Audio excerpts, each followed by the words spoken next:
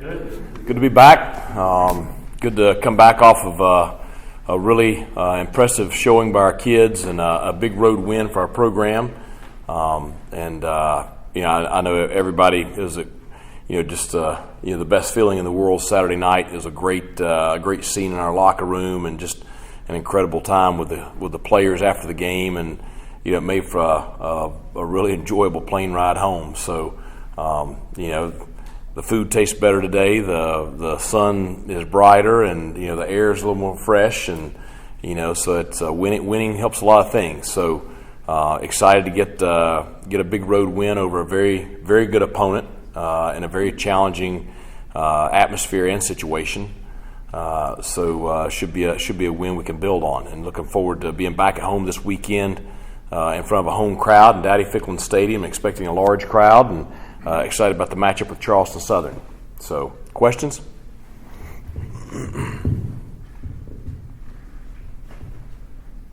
Coach, a lot of the better ECU teams over the course of time have had really good tight ends, guys like Luke Fisher,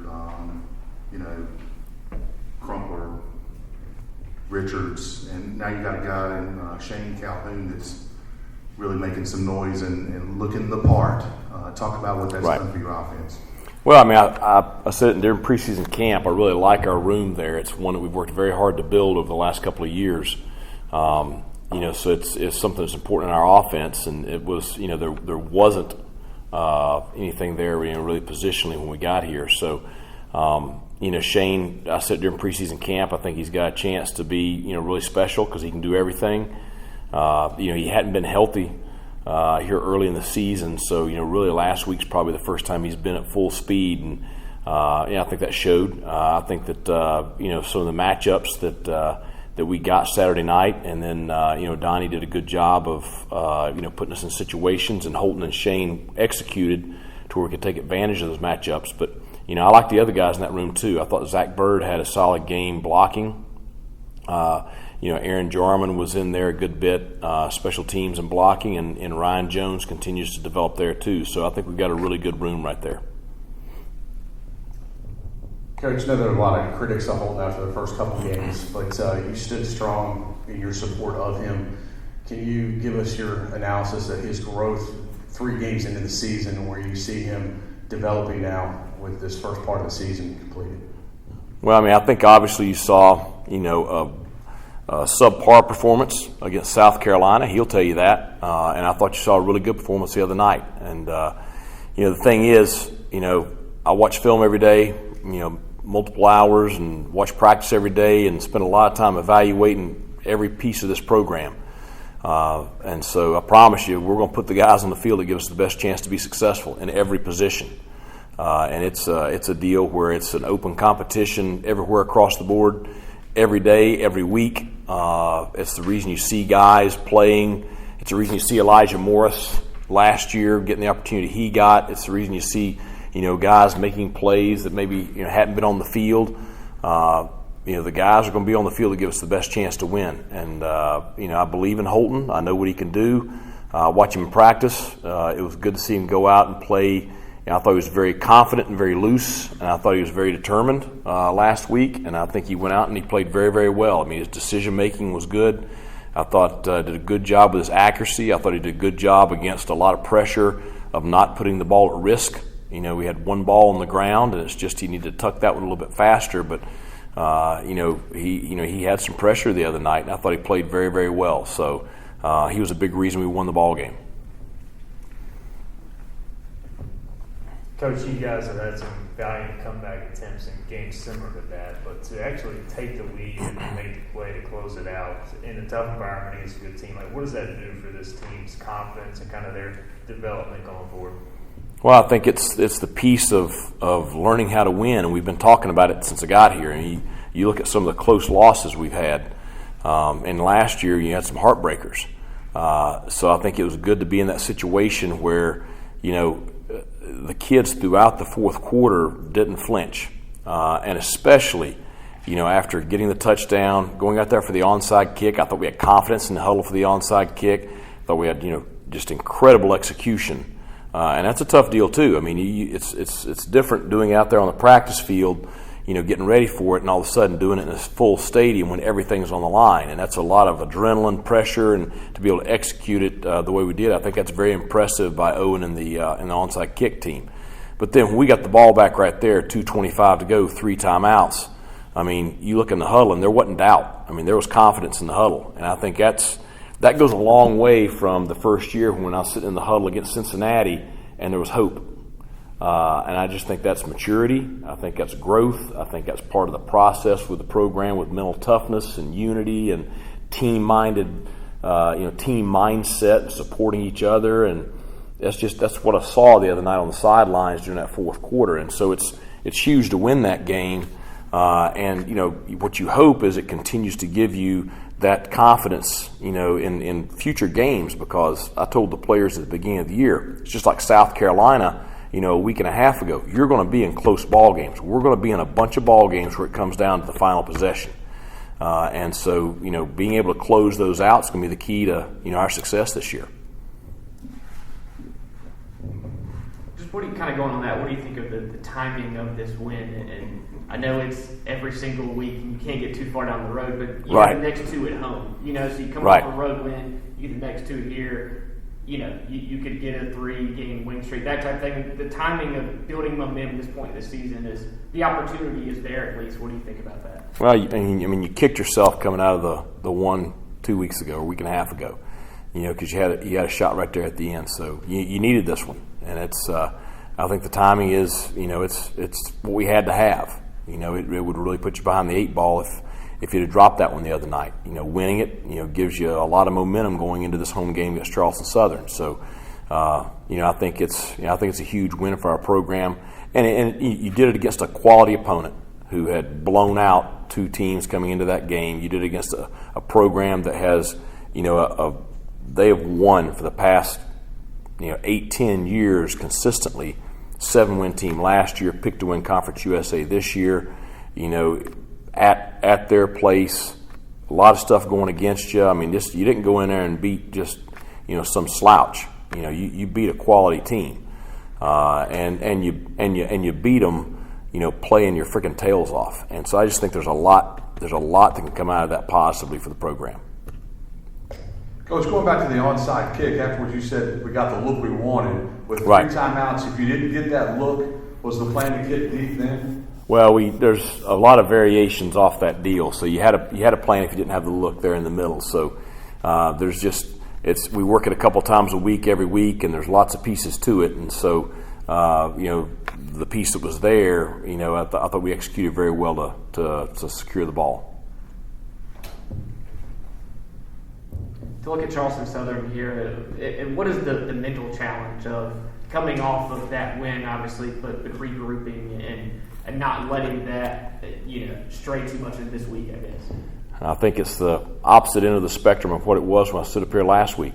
Last week, we stink, we have no shot, everybody needs to give up and all that stuff. Now it's the other end of the spectrum, so it's balancing out.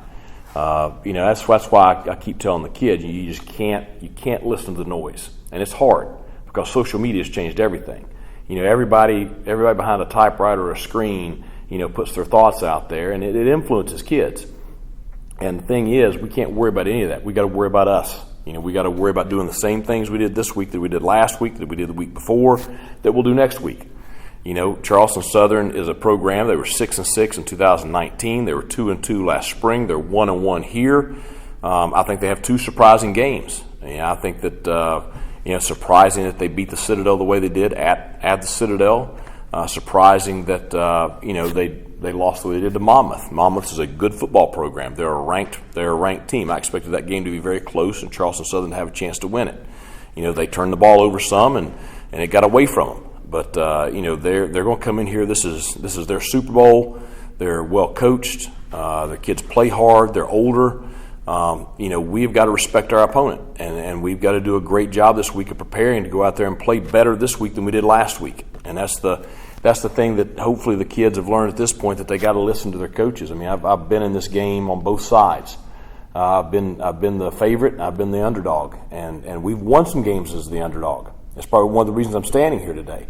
You got to respect your opponent each week, And so I think that's just so important. And we can't get ahead of Tuesday's practice. We've got to have a great afternoon this afternoon.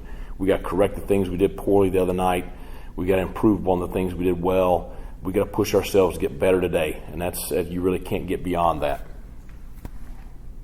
Coach, just to step back to Saturday night after the game, gave the game ball out. Can you tell us just about that and what the reaction, what that moment was kind of like for you guys? Well, everybody knows it was a tough week last week. It's been a tough couple of weeks. It's a tough week this week for Miles Berry and his family. And certainly, the thing that he was adamant about all throughout the last couple of weeks was his dad wanted him to play. And he wanted to play. He wanted to be with his teammates. He wanted to make the trip with them. He didn't want to come up later. He wanted to be on the flight going up there. He wanted to play in the ball game. And I think it says a lot about him that he was able to handle it from a maturity standpoint and from a mental standpoint. But I also think it says a lot about the culture inside of our locker room that's the place that he feels the safest and the most supported. And like I said, it just happened. He's FaceTiming with his mom, and I came around to talk to him, and just seeing her face and the joy on her face because I've been through it. It was 2 years ago last week that I lost my dad. So it's a tough time for him right now, and he's going to need all of us. This week he's going to need all of us for the next 2 months because it's we've all been through that process. Mike, you guys had a lot of success in the fourth quarter, digging out of that 17-point hole, running that fast-paced, up-tempo offense. Has there been any discussion with you and your coaches about, I know you can't do that in an entire game, but maybe doing it a little more often than just towards the end or when you're from behind? Did it seem to be so successful? Well, to a degree. We made some mistakes there during that tempo session also. But we tried to tempo against App some. We tempoed against South Carolina at times. It's part of our offense. And so we got to do a better job with it. I thought that we made a couple of mistakes in tempo the other night that, we got to get corrected. But there's times that we're going to go fast. There's times that we're going to go slow.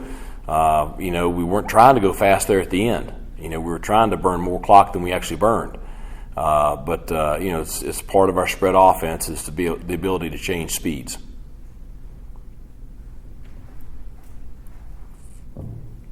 Been a lot of talk about Shane, but Audie had some huge catches as Yeah. well. And I know he's put in a ton of work. So Yep. how important was it for him? How good for him to have kind of that in-game success in a crucial moment?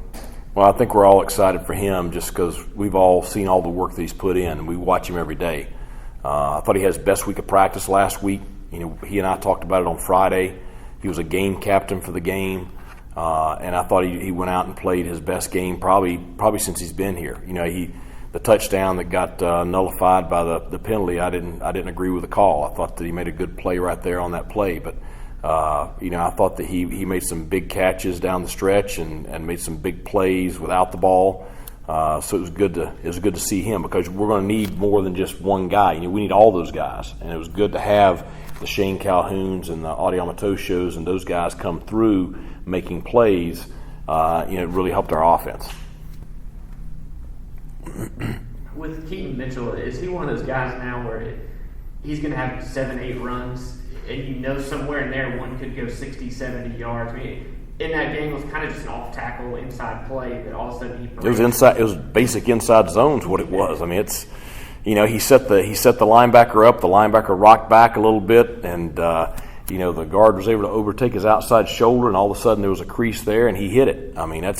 We talked about it during preseason camp because we watched out there on the practice field. Every time he touches the ball, he has a chance to hit a home run. And it's, I thought that he and Rajay both played their best games the other night. I think they're both improving. I think that, we gave them a little more space the other night, both in the run game and the pass game. So, we want to continue to get those guys in situations where they're in space with the football.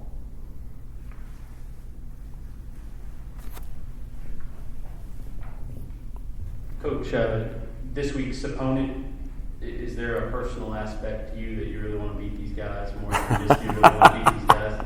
Well, I've got some history with them, so yeah. No, it's I got a text from the head coach at the Citadel yesterday, so he'd like to see us win this game also.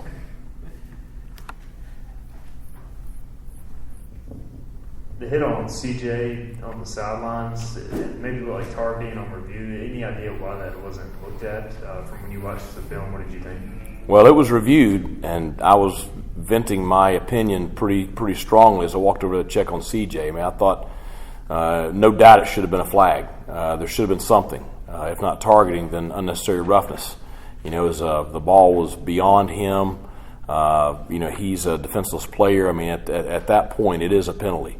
We all make mistakes. They missed it. So they did say on the review, though, and I talked to the director of officials, that it would not classify as targeting, and that's, they're the pros with that stuff. So that's, they'll make those calls. But I thought it should have been a flag.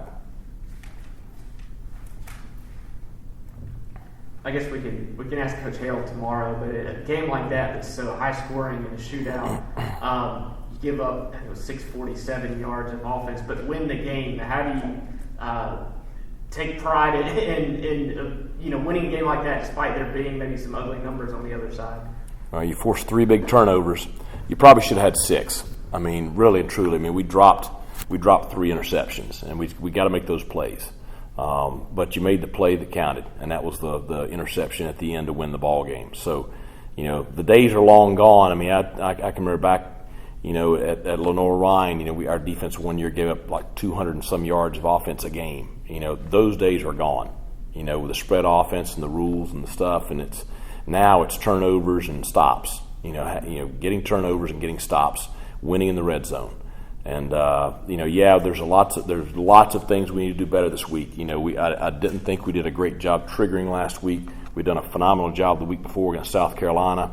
I thought we missed some tackles, we misfit some stuff. We did a poor job at times with some things. Now, Marshall had a lot to do with that.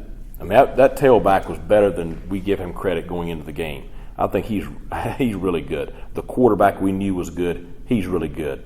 Those receivers, number 11, the tight end, they're good players. So they had a lot to do with that. But we can definitely play better defensively. But it's just the game has changed to a degree. It's still about you got to play defense, but it's just how you play it. I mean, the play that Tegan Wilk made on the receiver going into the end zone, punching the ball out, what a great play. And Jaquan recovered that one. Malik's pick on the post ball down the middle of the field. 2 plays later, Keaton hits the home run, 88-yarder. What a big play right there. And then, of course, the one at the end with Jaquan, in a coverage that we work a lot every week, because you get down there inside the 15-yard line, that's where you got to make your money. And he made the play.